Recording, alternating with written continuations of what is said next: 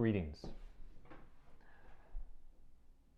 We take this time to be intentional with being present and aware in this very moment, wherever we are. For we are all truly united in our being created.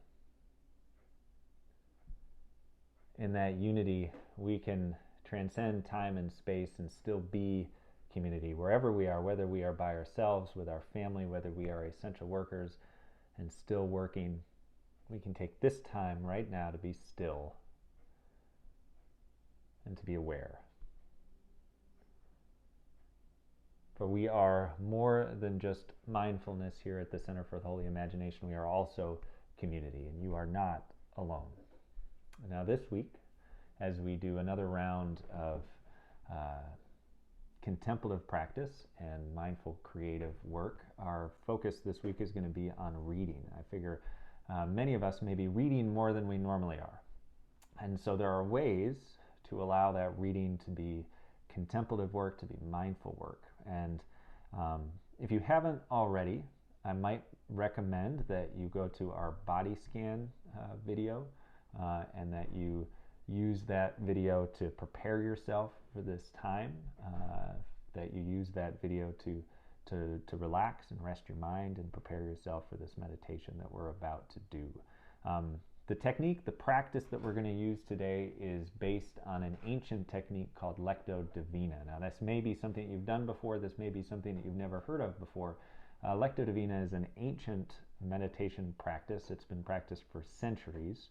And it literally translates to holy reading or divine reading is probably more accurate. And it's a way of reading, it's traditionally been used as a way of reading scripture and to move beyond just rationally trying to understand the words that might be presented, but to get to a deeper place, to maybe what it's speaking to the soul, what it's speaking, again, in that deeper location, beyond our rational selves and into our contemplative selves. But it can also be used with poetry. It could be used with short selections of literature. The idea, the way that I've always practiced kind of more strict Lectio Divina, is you use it as a visualization of what's going on in the text. But there's a lot of different ways to do it. So if you're familiar with any of those ways of doing Lectio Divina, that works really well. Typically there are kind of 4 stages of Lectio Divina. But today we're going to do something a little bit different. We're going to do what's called, I think, what we'll call a resonance reading of a short text. And again, we'll kind of borrow from Lectio Divina, but we'll do it a little bit differently. And I think this particular practice works really well with poems. I think if you were to maybe dig into the Tao Te Ching, this would be something that would work really well. The Psalms could also be used in this practice. Readings that really resonate from the Bible or from the Bhagavad Gita could certainly also be used. So I encourage you to use words that are meaningful to you. Now, as we select a text, I'm going to use a poem by Walt Whitman today called The Noiseless Patient Spider. If this is something that you want to do at home on your own with your own text, you're certainly welcome to do that. And feel free to share what text you used. You can email me or post it to our Facebook page. Either way, it would be great to hear from you on this. But today I'm going to do this practice and we'll try it out and I'll show you how to do it, give you the basics. And then that way you can take it at home and you can do it the way that you can do it. Because again, our goal is not, or our hope here is not that we should do it in a particular way, but it is to rest into what we can do to help us. Again, it's the intent that's important, that awareness, that sense of presence, that sense of connection that we may need and crave in these moments of social isolation. So without any further ado, really quickly, the way that we're going to go through this is I have the poem here on my phone, and I'm going to read through the poem 3 times. As you listen to me read through the poem, really try to pay attention to the words. If you are reading this yourself, typically what I recommend is to give yourself about 2 to 3 minutes, depending on the length of the text, to just read it really slowly. I always tell folks when we do Lectio Divina, the idea is to get as close to memorizing it as you can Not that you actually have to memorize it, but just to really try to get into what that text is. So I'll read through this relatively slow. I'll read through it 3 times. Then what I'm going to do is I'm going to ring the bell. We'll set a 7-minute timer for today. If you're doing this at home, you can do 10 minutes, you can do 5 minutes, you can do 20 minutes, you can do 40 minutes if you really want to. Whatever speaks to you, whatever time frame works for you. Now, I want you to, in that process, we'll be just trying to rest into the words, just letting the words wash over us. We'll use those words as we talk about with our contemplative practice to kind of refocus the mind if we start to feel it drifting, if we start to feel thoughts running away from us. So I encourage you to use these words as the centering point, as the thing that brings you back into the stillness. And then after that 7 minutes, I'm going to ring the gong again. And what I want you to do, and I'm going to give you another 2 minutes at that point. You'll see me setting my timer on my watch because that's the best timer that I have. But during the next 2 minutes, I want you to reflect back on those words. This isn't strictly contemplation. We're really using our minds at this point. But I want you to reflect back on those words and what was a sentence or a word or a phrase or maybe 2 or 3 words that really jumped out at you, that resonates with you from this text. As you were resting in the text, as you were kind of just, the idea in those 7 minutes is just to kind of replay just to kind of read it to yourself in your mind. You can also visualize if you want. This is actually a pretty good poem for visualization. So you can play it as if it was a movie and let it kind of just either let it go a bunch of times or do it like it's almost in slow motion over the course of the 7 minutes. But then for the 2 minutes after I ring that bell the second time, what we're going to do is we're going to try to figure out what was the word or the phrase or the sentence that really resonated with you. You'll reflect on that 2 minutes. I'll ring the bell again. At the end of the 2 minutes, if you're at home, what I'd recommend is journaling. If you're doing this with people, and I always encourage folks to meditate together, there's accountability. You can talk to each other about what it was, what your word was. The last piece of this before we go, whatever that word, phrase, or sentence was, hold on to that throughout the week. Hold on to that word, hold on to that phrase. Let it be a guidepost for the week. And let it be a thing that you can return to, particularly if you're feeling stressed. This week, from what I understand, is going to be a challenging week. There's going to be a lot of people that get sick. There's going to be a lot of people that die this week. And in the midst of that, this phrase, this sentence can be something that we can come back to. And so let's give this a shot. We'll call this our resonance, reading for resonance in the text. So again, we'll start. I'll read through our poem 3 times. We'll take 7 minutes to just let those words, we'll just replay those words in our mind. We'll visualize the poem, the actions of the poem. After 7 minutes, we'll have 2 minutes to identify a word or a phrase that really resonated with us. And for our practice here, we'll end there. I may give a little bit of discussion at the end, but I'll end at that point. And then it's up to you to go ahead and journal, to go ahead and talk about that, and then to hold on to that phrase, that word, that sentence throughout the week. Use it as a guidepost. So, without further ado, let us begin as I read from Walt Whitman's A Noiseless, Patient Spider.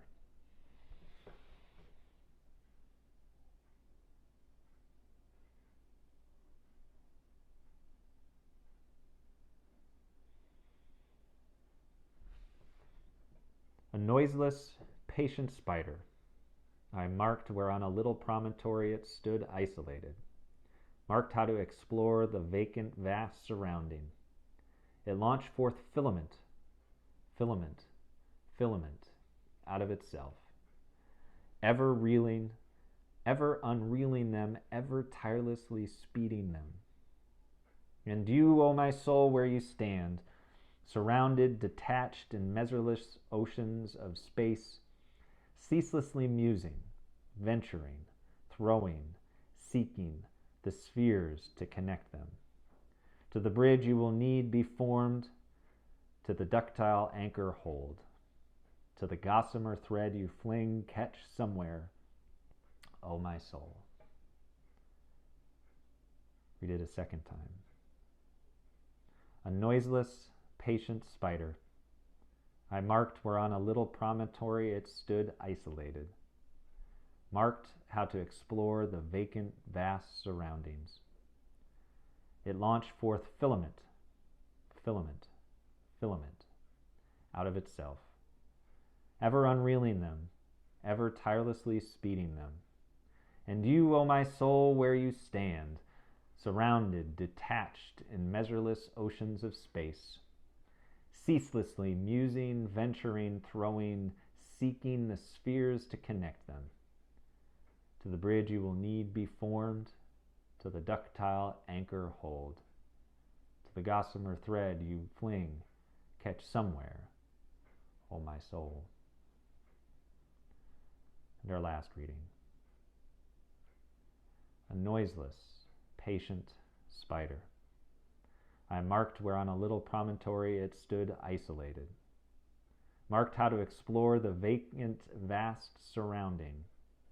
It launched forth filament, filament, filament, out of itself, ever unreeling them, ever tirelessly speeding them.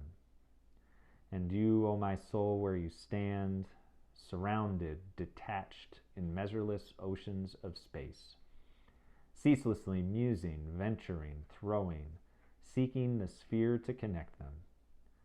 To the bridge you will need be formed, till the ductile anchor hold. To the gossamer thread you fling, catch somewhere, O my soul.